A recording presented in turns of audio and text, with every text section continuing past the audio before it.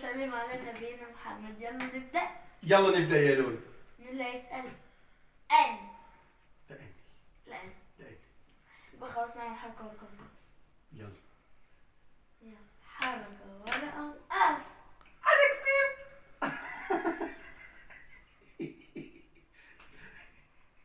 أنا اللي أسأل بقى. حديثة. من هو النبي الذي دفن بعد سيدنا محمد صلى الله عليه وسلم؟ دانيال عليه السلام. دانيال عليه السلام. رقم 2. أيوة أنت عارفة أهو.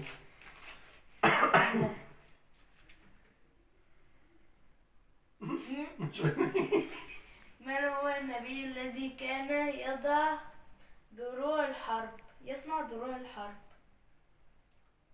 سيدنا داود عليه السلام، لأنه كان شغلته حداد.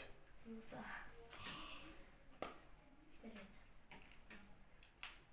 10.